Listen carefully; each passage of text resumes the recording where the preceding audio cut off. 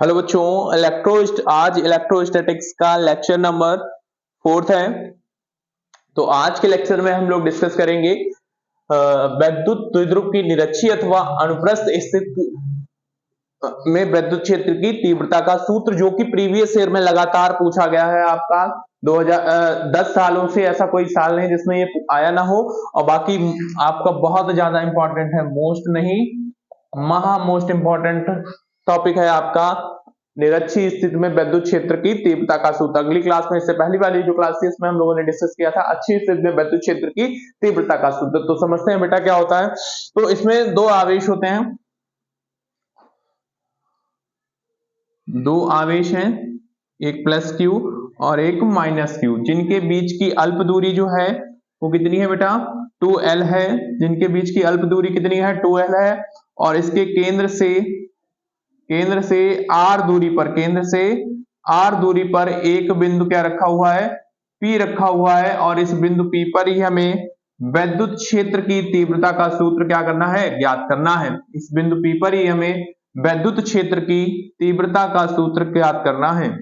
तो क्या है, माना में हम लोग क्या लिखेंगे, माना में एक विद्युत ध्रुव जिनके आवेशों के मान माइनस क्यू व प्लस क्यू है, जिनके बीच की अल्प दूरी कितनी है, 2l है। और इसके केंद्र से r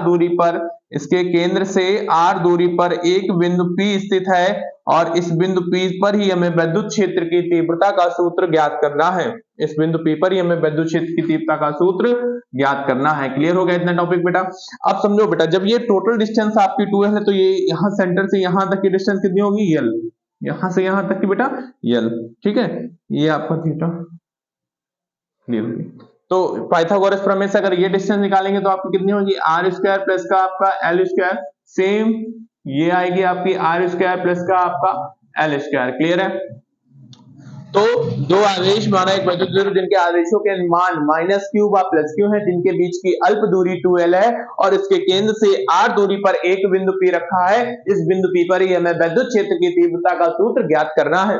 तो बच्चों ध्यान समझना, जैसे हम लोगों ने अच्छी स्थिति में पहले प्लस क्यू आवेश के कारण बिंदु P पर विद्युत क्षेत्र की तीव्रता, फिर इसके बाद माइनस क्यू आवेश के कारण बिंदु P पर विद्युत क्षेत्र की तीव्रता निकाली है, फिर इनकी परिणामी तीव्रता। क्लियर है। तो पहले किसके कारण, प्लस क्यू आवेश के कारण, प्लस क्यू आवेश के कारण, प्लस क्यू आवेश के कारण बिंदु P पर विद्युत क्षेत्र की तीव्रता, प्लस क्यू आवेश के कारण बिंदु P पर विद्युत क्षेत्र की तीव्रता। बात समझ आएगी नहीं, प्लस क्यू आवेश के कारण तो क्या होगी, E1 is equal to 1/4 pi epsilon not Q upon में r स्क्वायर होता है। तो यहाँ पर r की जगह पर प्लस क्यू आवेश कहां गया, ये है प्लस क्यू आवेश आपका। तो प्लस आवेश से बिंदु P तक की डिस्टेंस कितनी है बेटा, total r square plus l square. और जब इसका हम अंडर रूट है ना, तो इसको हम लिख सकते हैं अंडर रूट में क्या, r स्क्वायर प्लस का l स्क्वायर। इसको इक्वेशन नंबर दे देंगे फर्स्ट। क्लियर हो गया। इसी प्रकार से माइनस क्यू आवेश के कारण,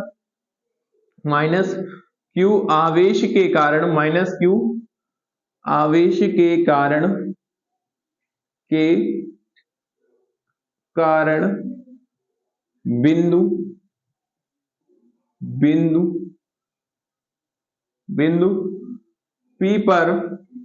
P पर विद्युत क्षेत्र की तीव्रता का सूत्र।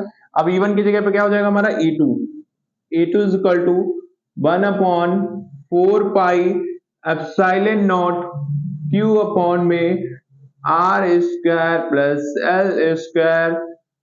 और इक्वेशन नंबर 2। क्लियर है। तो पहले हम लोगों ने क्या निकाला, प्लस क्यू आवेश के कारण बिंदु P पर विद्युत क्षेत्र की तीव्रता, फिर इसके बाद माइनस क्यू आवेश के कारण बिंदु P पर विद्युत क्षेत्र की तीव्रता।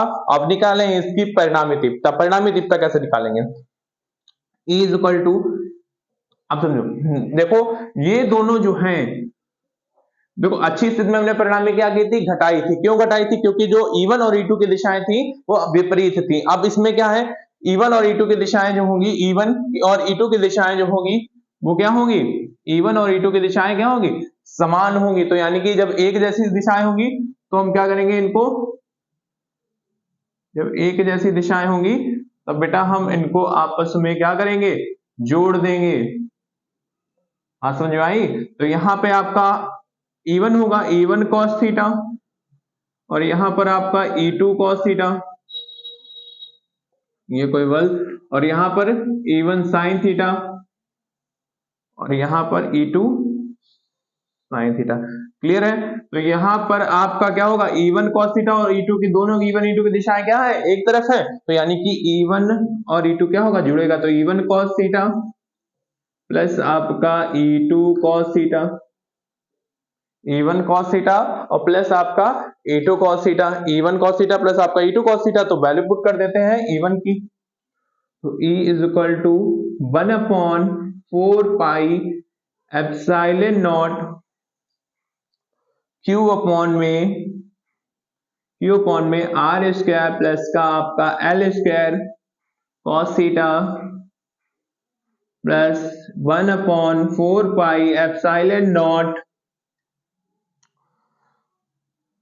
Q अपॉन में R स्क्वायर प्लस का L square cos theta. Clear है। तो इसको हम लोग लिख सकते हैं 2Q cos theta, QQ 2Q cos theta. तो इधर आपका हो जाएगा 2Q cos theta, 2Q cos theta total upon में 4 पाई epsilon not R square plus का आपका L स्क्वायर। क्लियर है। R स्क्वायर प्लस का आपका L स्क्वायर, और इसको इक्वेशन नंबर दे देंगे 3। इसको इक्वेशन नंबर क्या दे देंगे, 3। प्लस Q आवेश के कारण बिंदु P पर विद्युत क्षेत्र की तीव्रता निकाली, माइनस Q आवेश के कारण बिंदु P पर विद्युत क्षेत्र की तीव्रता निकाली, और फिर इसकी परिणामी तीव्रता E1 cos theta plus E2 cos theta, दोनों की वैल्यू पुट की। तो एक इक्वेशन नंबर 3 आ गई। अब हम अगर बेटा cos थीटा का मान निकालते हैं, ध्यान से देखना बेटा, अब cos थीटा का मान निकालते हैं। cos थीटा, अब cos थीटा क्या होता है, cos थीटा हम लोगों ने 10th की मैथ में पढ़ा था, लाल बटे कक्का, लाल बटे कक्का। तो लाल यानी कि लॉल का मतलब क्या होता है, लाल यानी कि लंब बटे कर्ण। तो लंब बटे कर्ण साइन थीटा, लंब बटे कर्ण क्या होता था, साइन थीटा। ये आपका आधार बटे कर्ण cos थीटा, और लंब बटे आधार tan थीटा। तो हमको चाहिए क्या, cos थीटा यानी कि आधार बटे कर्ण, आधार बटे cos थीटा इक्वल टू क्या हो जाएगा, आधार बटे कर्ण। अब देखो बेटा, आधार क्या होता है, कर्ण होगा, ये भी आपको जानना जरूरी। तो आधार क्या होता है बेटा, देखो समकोण त्रिभुज है कोई, तो समकोण त्रिभुज के सामने की भुजा को हम कहते हैं कर्ण। समकोण त्रिभुज है तो उसके सामने की भुजा को कहते हैं कर्ण, और न्यून कोण के सामने की भुजा को कहते हैं हम लंब, और शेष बची तीसरी भुजा, शेष बची तीसरी भुजा को आधार कहते हैं। तो समकोण के सामने की भुजा को, जैसे ये समकोण, तो समकोण के सामने की भुजा को कहते हैं कर्ण, और न्यून कोण के सामने की भुजा को कहते हैं लंब, और शेष बची हुई तीसरी भुजा को आधार कहते हैं। तो आधार यहां पर हमको दिख रहा है कितना है, यल अपॉन में under root R square plus L square. तो इस जो cos थीटा का मान है वो समीकरण नंबर 3 में रखने पर, तो cos थीटा का मान, cos थीटा का मान समीकरण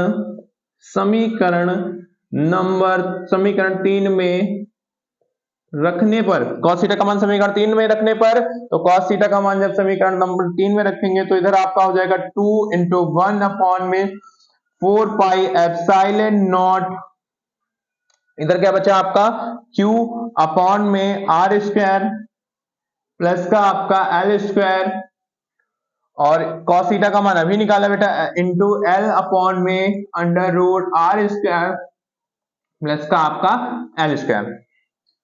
ध्यान दो बेटा, देखो इधर ऊपर देखो हमको दिखने लगा 2Q × L, यानी कि क्या होता है, वैद्युत द्विध्रुव आघूर्ण। वैद्युत द्विध्रुव आघूर्ण की डेफिनेशन क्या थी कि किसी दो आवेशों में से कोई एक आवेश और दोनों आवेशों के बीच की दूरी के गुणनफल को ही हम वैद्युत द्विध्रुव आघूर्ण कहते हैं। जैसे समझो इधर दो आवेश हैं, एक आपका प्लस Q और एक माइनस Q, तो इसमें से एक आवेश यानी हमने प्लस Q ले लिया, और इनके बीच की डिस्टेंस कितनी है, 2L। तो इनके बीच की डिस्टेंस 2L के गुणनफल को क्या कहते हैं, वैद्युत द्विध्रुव आघूर्ण कहते हैं।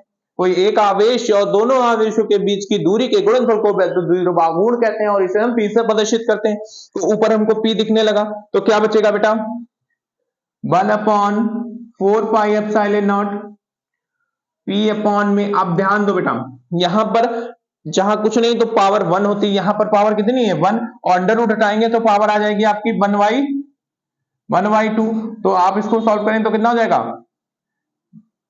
1 + 2 अपॉन में 1 + 2 अपॉन में 2, यानी कि टोटल 3/2। बात समझ में आई? टोटल कितना जाएगा 3/2। तो यानी कि r square plus l square की power 3/2, r square plus l square की पावर 3/2। क्लियर हो गया इतना बात?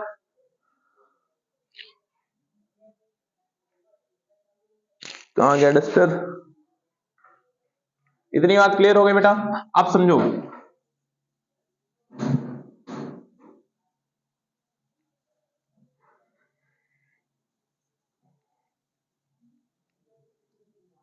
समझो बेटा, इतनी बात क्लियर हो गई। अब देखो एल स्क्वायर, यानी कि हमने एल स्क्वायर जो क्या है बहुत छोटा है, तो इसीलिए एल स्क्वायर को छोड़ने पर, एल बहुत छोटा है किससे, आर से, तो एल स्क्वायर जब छोड़ देंगे तो आपका हो जाएगा 1/4 pi epsilon not P upon में r स्क्वायर इंटू 3/2। 2 से 2 कैंसिल, तो पावर कितनी बची बेटा, पावर कितनी बची 3। तो E इक्वल टू आपका आ गया E बराबर 1/4 pi epsilon not P upon में r की पावर 3, यानी कि RQ। यही आपका है निरक्षीय स्थिति में वैद्युत क्षेत्र की तीव्रता का सूत्र। क्या है निरक्षीय स्थिति में वैद्युत क्षेत्र की तीव्रता का सूत्र, जो कि लगातार प्रीवियस ईयर में पूछा गया है। बात समझ में आएगी नहीं आई? तो मोस्ट इंपॉर्टेंट है। ठीक है, आज की क्लास में थैंक यू।